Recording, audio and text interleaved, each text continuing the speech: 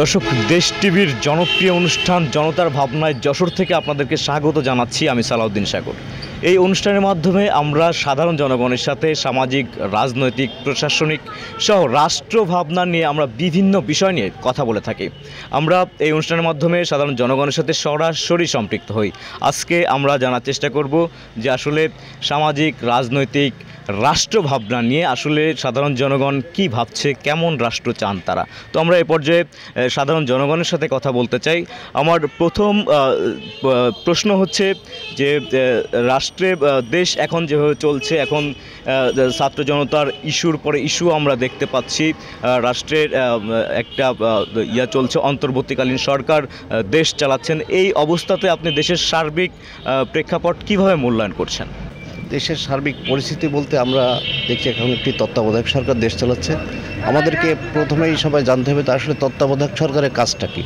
আমরা সকলেই জানি অন্তর্বর্তীকালীন সরকারের প্রধান কাজটা হচ্ছে একটি নির্দলীয়, নিরপেক্ষ এবং অংশগ্রহণমূলক একটি সুষ্ঠু নির্বাচন করা। আমরা দেশের নাগরিকরা চাই তারা একটি সুষ্ঠু নির্বাচনের দিকে যাবে এবং যত তাড়াতাড়ি তারা সুষ্ঠু নির্বাচন করবে, জনগণ সে প্রত্যাশা পূরণ করবে, তাহলে দেশ আমরা মনে করি ভালোভাবে চলবে। আবার এখানে কথা আসছে যে সংস্কার করতে হবে, সংস্কার প্রস্তাবও তারা রাখবে এবং সেই সংস্কার প্রস্তাবটা তো আসলে নির্বাচিত সরকার ছাড়া গ্রহণ করতে পারবে না। সংস্কার প্রস্তাবটা তারা রাখলে সেগুলো সব দল ভেবে যেটা ভালো হবে সেটাই গ্রহণ করবে। এবং আমরা চাই যে এই তত্ত্বাবধায়ক সরকার, এই অন্তর্বর্তী সরকার যত তাড়াতাড়ি একটি গ্রহণযোগ্য নির্বাচনের ব্যবস্থা করবে, জনগণ সেটা ভালোভাবে নেবে। আচ্ছা, দেশে এখন একটি বর্তমানে উত্তপ্ত ইস্যু চলছে। আপনারা জানেন যে ছাত্র জনতা আবারও বিক্ষুব্ধ হয়ে উঠেছে। এই পরিস্থিতিতে আসলে প্রশাসনিক অবস্থা কেমন দেখছেন এবং আপনার এলাকায় প্রশাসনের কি অবস্থা আছে, পুলিশের কি ভূমিকা দেখতে পাচ্ছেন আপনি? ধন্যবাদ আপনাকে।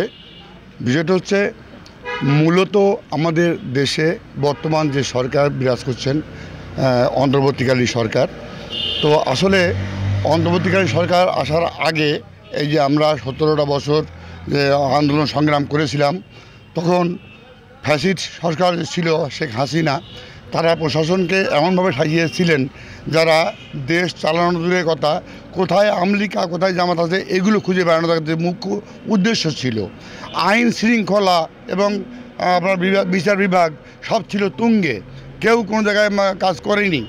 আজকে সেই ধারাবাহিকতা এই অন্তর্বর্তীকালীন সরকার থাকার কারণে আজকে সেটা অব্যাহত রয়েছে। এক্ষেত্রে যদি আমার এলাকায় প্রশাসনের কোনো ভূমিকা নেই, এমনকি আপনারা খেয়াল করেছেন, আপনারা টিভিতে বিভিন্ন জায়গায় দেখিয়েছেন যে পুলিশ প্রশাসনকে প্রোটেকশন দিচ্ছে সেনাবাহিনী এসে। তার মানে ওদের নিজস্ব মাথায় কোনো বল নেই। ওই অপরাধ করার কারণে সেই অপরাধের সঙ্গে তারা এখনও সম্পৃক্ত। ওরা এখনও চায় যে সেই দিনটা ফিরে আসুক। রাতারাতি বড়লোক হওয়া, রাতারাতি মেরে ধরে খেয়ে বড়লোক হওয়া, আমলিগি ধরে ক্রস ফায়ার দেওয়া, বিএনপি জামাত ধরে মানে ক্রস ফায়ার দেওয়া, এই ধরনের কিছু। তো সেই জন্যে প্রশাসনের কোনো ভূমিকা আমরা পাচ্ছি না। এই মুহূর্তে আমি বলবো যে অন্তর্বর্তীকালীন সরকার যতদিন থাকবেন ততদিন এই দেশে উত্তপ্ত বাড়বে বই কমবে না। সেই জন্যে আমরা যারা সাধারণ নাগরিক আছি, আমরা জনগণ যারা আছি, আমরা যা হাড়ে হাড়ে বুঝছি যে দ্বিতীয় স্বাধীন দেশ হলেও আসলে স্বাধীন এই প্রশাসন হয়নি, আসলে বিচার বিভাগ স্বাধীন হয়নি। আমাদের সামাজিক যে মর্যাদা, আমরা যে জন্যে যুদ্ধ করেছিলাম, যে জন্যে আমরা রক্ত দিয়েছি, যে জন্যে আমরা মৃত্যুবরণ করেছি, হাজার হাজার লাশ গুম হয়েছে, সব কিছু আপনারা জানেন, সেইগুলো থেকে আমরা এখনও পরিত্রাণ পাইনি। আর এই পরিত্রাণ পাওয়ার মূল উৎস হচ্ছে সঠিক, সুন্দর, সঠিক এবং নিরপেক্ষ একটা নির্বাচন দিয়ে যে কোনো রাজনৈতিক যিনি পাশ করবে সঠিক ভোটের মাধ্যমে, সেই নির্বাচিত সরকার না আসা পর্যন্ত এই দেশের শান্তি শৃঙ্খলা, প্রশাসন বা বিচার বিভাগ থেকে শুরু করে সর্বস্তরে যেগুলো এলোমেলো আছে এগুলো সংস্কার করা কখনোই সম্ভব নয়। আচ্ছা, আমরা শুনছিলাম যে আসলে একজন নির্বাচিত সরকার আসলে দেশের যে আইন শৃঙ্খলার ভঙ্গুর অবস্থা এটা ফিরে আসবে, এরকম একটা কথা আমরা শুনছিলাম। এই কথার সাথে আপনি একমত কিনা? আর কেমন সরকার চান আপনারা, কেমন জনপ্রতিনিধি চান? সুন্দর কথা বলেছেন আপনি। আসলে একটা জিনিস মাথায় রাখতে হবে, জনগণের তৈরি বা জনগণের ম্যান্ডেট ছাড়া কোনো সরকার বা কোনো দেশ সঠিকভাবে চলতে পারে না। জনগণের ম্যান্ডেট অবশ্যই দরকার, আর জনগণের রায় দিয়ে যেই সরকার আসবে অবশ্যই সেই সরকার দেশের জনগণের স্বার্থেই কাজ করবে। তো জনগণের তৈরি যেই সরকার হয় না সেই সরকার কোনোদিনও সামনের দিকে ধাবিত হতে পারে না। তো অবশ্যই আমার আশা একটি সুন্দর সমাজ, একটি সুন্দর রাষ্ট্র, একটি সুন্দর প্রশাসনিক কাঠামো, যেটা প্রশাসন শুধুমাত্র মানুষের সেবায় নিয়োজিত থাকবে, ওই প্রশাসন মানুষের সেবায় কাজ করবে। তো আমরা ইয়াং জেনারেশন যারা আছি আমরা অবশ্যই চাইবো, আমরা মুক্ত বাতাসে ঘুরতে চাই, আমরা মুক্ত বাতাসে উঠতে চাই।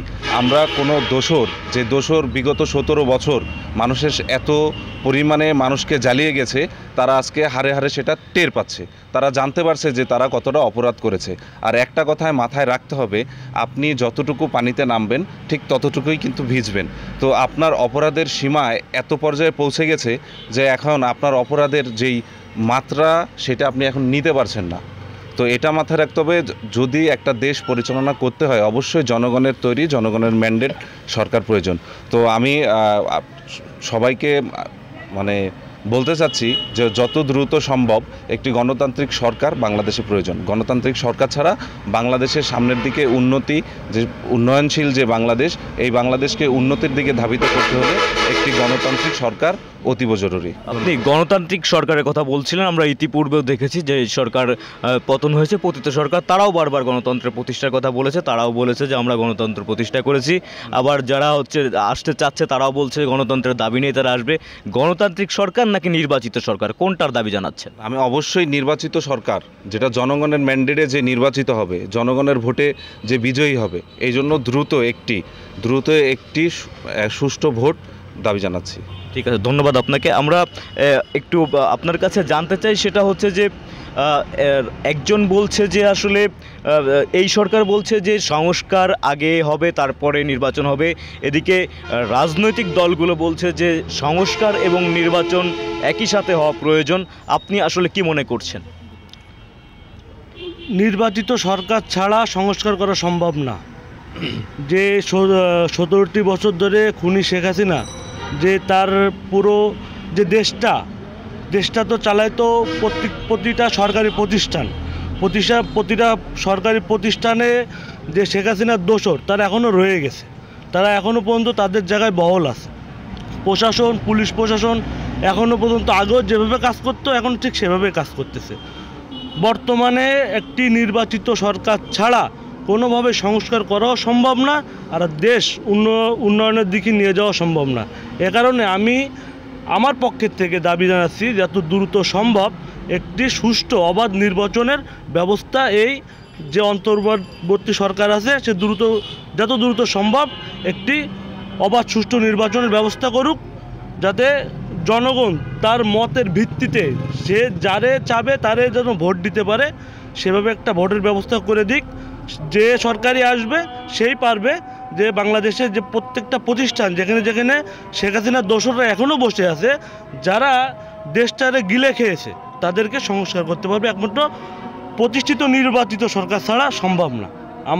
আমাদের দাবি এইটাই যে যত দ্রুত সম্ভব একটি নির্বাচনের ব্যবস্থা করুক, একটি গণতান্ত্রিক মানুষের জনগণের রায়ে যে সরকার নির্বাচিত হবে সেই পারবে এ সংস্কার করতে। অনেক ধন্যবাদ আপনাকে। দর্শক, সময় হয়েছে একটি বিরতি নেওয়ার। আমরা একটা ছোট্ট বিরতি নিচ্ছি, বিরতির পরে আবারও ফিরবো আমরা সাধারণ জনগণের কাতারে, ততক্ষণ সঙ্গেই থাকুন। দর্শক, বিরতির পরে আবারও আমন্ত্রণ জনতার ভাবনায়, আপনাদের সাথে আছি আমি সালাউদ্দিন সাগর। আমরা আবারও ফিরে যেতে চাই জনতার কাতারে। এ পর্যায়ে আমরা একটু কথা বলতে চাই, আসলে বর্তমানে দ্রব্যমূল্য কেমন দেখছেন, বাজার পরিস্থিতি কেমন, এটা স্বাভাবিক কিনা বা সরকারের কোনো হস্তক্ষেপ প্রয়োজন আছে কিনা? অবশ্যই সব দিক থেকেই হস্তক্ষেপ দরকার আছে, কিন্তু এখন একটু স্বাভাবিক আছে। তারপরও যদি সব দিক থেকে ইনকাম, বিশেষ করে ইনকামটা যদি আপনার ইনকামটা সব দিক থেকে আসে, তাহলে দ্রব্যমূল্য বৃদ্ধি বা নিয়ন্ত্রণ এটা কোনো বিষয় আসে না। ঠিক আছে, অনেক ধন্যবাদ আপনাকে। আসলে আমরা জানি যে ছাত্র জনতার গণ অভ্যুত্থানের পরে কিন্তু একটি সরকার গঠিত হয়েছে। এই সরকার এখনো পর্যন্ত দেশ পরিচালনার দায়িত্ব রয়েছেন, কিন্তু আমরা দেখছি অনেক ইস্যু, একের পরে এক ইস্যু আসছে। এই ইস্যুগুলো আসাতে আসলে সরকারের জন্য এটা কি কেমন সংকেত দিচ্ছে, কি মনে করছেন আপনি? আমরা মনে করি অন্তর্বর্তীকালীন সরকার যেভাবে দেশ চালাচ্ছে সেভাবে সে চেষ্টা করতেছে, কিন্তু এখনও যে আওয়ামী লীগের পেতাত্তারা প্রশাসনিক বলেন, সচিব পর্যায়ে বলেন, ব্যবসায়িক বলেন, রাজনৈতিক বলেন, স্কুল কলেজ মাদ্রাসা, ওদের এখনও কমিটি, ওদের পেতাত্তারা এখনও বহাল রয়েছে। আমরা শুনতেছি সংস্কার সংস্কার সংস্কার। সংস্কারের মানেটা কি? এটা কি আমরা গিলে খাবো? এটা কি একটা ওষুধ না একটা ট্যাবলেট? এর কোনো দৃষ্টি আমরা চোখে দেখতেছি না, কিন্তু আমরা শুনতেছি যে সংস্কার সংস্কার। সংস্কার মানে কি? এটা কী দিয়ে সংস্কার হবে? প্রশাসন, আমাদের এলাকায় এখনও সন্ত্রাসী, যারা আমলিকের সন্ত্রাসী ছিল, অস্ত্রধারী, আমলিকের আমলে মামলা হয়েছে তাদের নামে, অস্ত্র মামলা, মার্ডার মামলা, আওয়ামী লীগের আমলে, সেসব তারা প্রকাশ্য ঘুরে বেড়াচ্ছে। তাহলে প্রশাসন কী কাজ করছে? কোন দিক দিয়ে সংস্কার হচ্ছে? সংস্কার কোন দিক দিয়ে হচ্ছে? দ্রব্যমূল্যের ঊর্ধ্বগতি। সোয়াবিন তেলের দাম কত দেখেন আপনি বর্তমানে, চালের বাজার কত দেখেন, ওই ফুলকপি, পাতাকপি, ওই 10 টাকা 5 টাকা, ওইটাই হলি যে সংস্কার, ওইটার দাম কম হলি যে আমাকে তো হিমশিম খাইয়ে যাচ্ছে বর্তমানে। সোয়াবিন তেলের দাম কয় টাকা বর্তমানে? চালের কেজি কয় টাকা বর্তমানে? ওই ফুলকপি, পাতাকপি আর যদি সিম দিয়ে যদি দেশ চলতো, তাহলে তো এইভাবে দেশ উন্নয়ন হয়ে যাইতো। আচ্ছা, সংস্কার বলতে, সামগ্রিক সংস্কার বলতে আপনারা কি চাচ্ছেন? সংস্কার বলতে এটাই আমরা চাই, প্রশাসন প্রকৃত যারা আমলিকের পেতাত্তা খুনি আছে তাদেরকে ধরবে, তাদের বিচারের আওতায় নেবে, দ্রব্যমূল্য দাম কমাবে, সঠিক নির্বাচন দেবে, জনগণ যেন দিনের ভোট দিনেই দিতে পারে, যেন রাত্রি দেওয়া না লাগে, যেন দামি নির্বাচন না হয়। এইটার মানে হলো সংস্কার। সংস্কার মানে এই না যে হলে কী কয় বছরকে বছর চলে যাবে আর দেশে অরাজকতা সৃষ্টি হবে, আনসার লীগ তৈরি হবে, ওই কী কয় পটল লীগ তৈরি হবে, খুনি লীগ তৈরি হবে। এর মানে এই সংস্কার না। সংস্কারের মানে কি? সন্ত্রাসীদের নির্মূল করবে, দ্রব্যমূল্য ঊর্ধ্বগতি করবে, 1 তারিখ হয়ে যাবে জানুয়ারি, ছাত্রছাত্রীরা বই পাবে। এটা হলো আপনার সংস্কার। সঠিক সময়ে নির্বাচন দেবে, এটাই হলো সংস্কার। আমরা এটাই চাই। ঠিক আছে, অনেক ধন্যবাদ আপনাকে। আসলে আমরা শুনছিলাম যে সামগ্রিক সংস্কার বলতে তারা কিন্তু অনেক দাবি জানাচ্ছিলেন।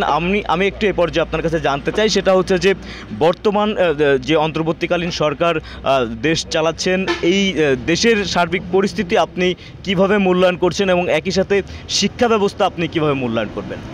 মানে আমরা যা দেখেছি বিগত 17 বছরে শিক্ষা ব্যবস্থাকে সরকার একদম গুড়িয়ে দিয়েছে। ইসলাম শিক্ষার বই আসে ইন্ডিয়া থেকে, ভারতকে দেওয়া হয়েছে। ভারত নিজেদের মতো করে ভারতকে কায়েম করতে চেয়েছে বাংলাদেশে। বাংলাদেশ একটা গণতান্ত্রিক দেশ, লাখো শহীদের রক্তে কেনা এই দেশ। এই দেশকে আপনি শিক্ষা ব্যবস্থাকে গুড়িয়ে দিতে চেয়েছেন কেন? সরকার গুড়িয়ে দিতে চেয়েছে যদি শিক্ষা জাতির মেরুদণ্ড।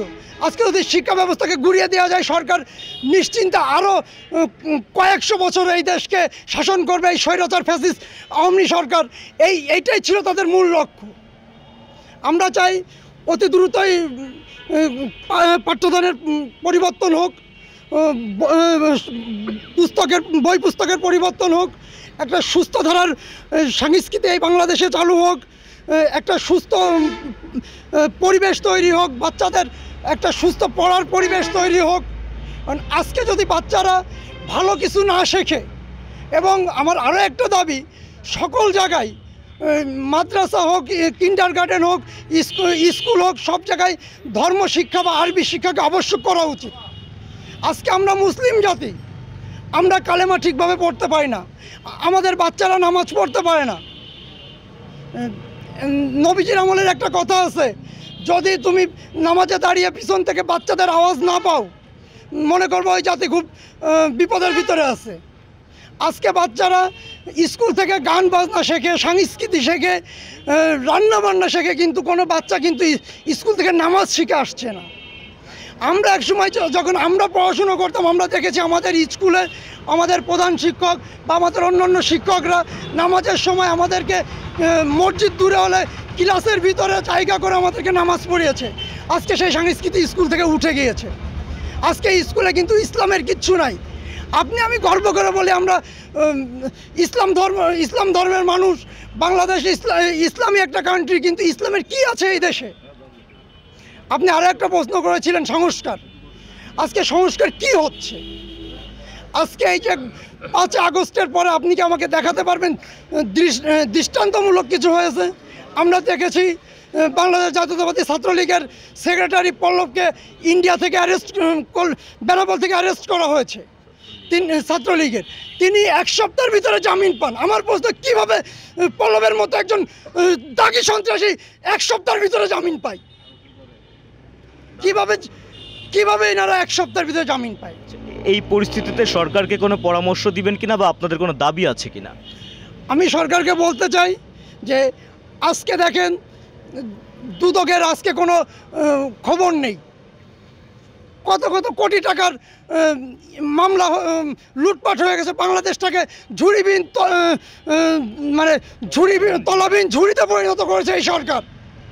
আজকে সাধারণ মানুষ খেতে পারছে না, অনেক যারা একসময় 3 বেলা মোটামুটি খেতে পারতো আজকে তাদের কাছে আপনি খোঁজ নিয়ে দেখেন এই মানে নিম্ন শ্রেণীর ব্যক্তিগুলো কীভাবে আছে। এরা না পারে লোকের কাছে চাইতে, না পারে চুরি করতে, না পারে ডাকাতি করতে, না পারে ছোটো কোনো কাজ করতে, সম্মান নিয়ে বেঁচে থাকতে, সেটাও পারছে না।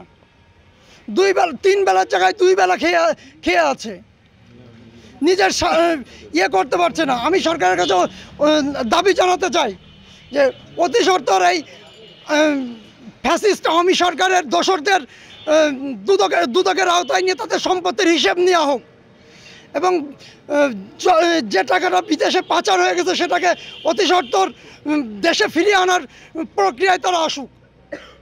ঠিক আছে, অনেক ধন্যবাদ আপনাকে। আসলে আমরা শুনছিলাম যে আসলে সামাজিক, তারপরে সাংস্কৃতিক, তারপরে প্রশাসনিক বিভিন্ন বিষয় নিয়ে কিন্তু আসলে আমরা কথা শুনছিলাম, আপনিও শুনেছেন বোধহয়। তো আমরা এই পর্যায়ে আপনার কাছে একটু জানতে চাই যে আসলে অন্তর্বর্তীকালীন সরকারের 5 মাস পূর্ণ হয়ে গেছে, এই যে তার ক্ষমতা গ্রহণের 5 মাস বা রাষ্ট্র পরিচালনার 5 মাস, এই 5 মাসে আপনি কতটুকু সফলতা দেখতে পেয়েছেন বা সরকারের প্রতি আপনার কোনো পরামর্শ আছে কিনা? বেসিক্যালি সফলতা বলতে এখনও পর্যন্ত কোনো কিছুই দৃশ্যমান হয়নি। এটার মূল কারণ হচ্ছে যে আপনি একটা সাম্য ও মানবিক বাংলাদেশ গড়তে হলে অবশ্যই আপনাকে সংস্কার করতে হবে। এই সংস্কারের দায়িত্ব অন্তর্বর্তীকালীন সরকার কখনো নিতে পারবে না। যদি নিতেই পারতো তাহলে এই 5 থেকে 6 মাসের গভর্নমেন্ট সেটা হয়তো করতে পারতো। আপনি দেখেন যারা 5ই আগস্টে এই গণ অভ্যুত্থানে শহীদ হয়েছেন, আহত হয়েছেন, এখন পর্যন্ত তাদেরকে যারা হত্যা করেছে, তাদেরকে যারা আহত করেছে, তারা দেখেন প্রশাসন বলেন, অ্যাডমিন ক্যাডার বলেন, জেলা প্রশাসক বলেন, সবাই বহাল তবিয়তেই কিন্তু তারা এখনও পর্যন্ত বাংলাদেশে স্ব অবস্থানে অবস্থান করতেছেন। তাহলে আপনি এই যে স্বৈরাচার ফ্যাসিস্টের আমলে নিয়োগকৃত যে সকল অফিসারবৃন্দ এখনও পর্যন্ত বহাল তবিয়তে তাদের কর্মস্থলে আছে, আপনি কিভাবে তাদের কাছ থেকে এইটুকু প্রত্যাশা করেন যে একটি সাম্য ও মানবিক বাংলাদেশ তারা গঠন করবে? তো অন্তর্বর্তীকালীন সরকারের প্রথম ব্যর্থতায় আমি মনে করি যে 5ই আগস্টের পরবর্তী সময়ে যে সকল পুলিশ সদস্য, চিহ্নিত পুলিশ সদস্য যারা ছাত্রদেরকে দৃশ্যমানভাবে হত্যা করেছে, ছাত্রলীগের দৃশ্যমান ক্যাডাররা ছাত্র জনতাকে দৃশ্যমানভাবে হত্যা করেছে, তাদেরকে এখন পর্যন্ত গ্রেপ্তার তো দূরে থাক, বিচার তো দূরে থাক, তাদেরকে এখন পর্যন্ত এই ইন্টারিম গভর্নমেন্ট শনাক্তই করতে পারেনি।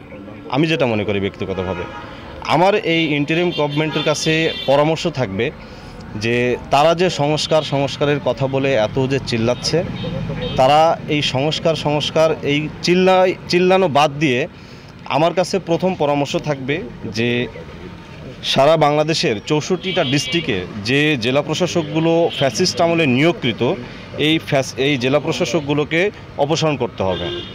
64টি জেলায় যে সমস্ত পুলিশ সুপার নিয়োগকৃত আছে, এই পুলিশ সুপারগুলোকে অপসারণ করতে হবে। 64টি ডিস্ট্রিক্টে যে ইউনো অফিসারগুলো আছে এদেরকে অপসারণ করতে হবে। যে এসিল্যান্ডগুলো আছে এদেরকে অপসারণ করতে হবে।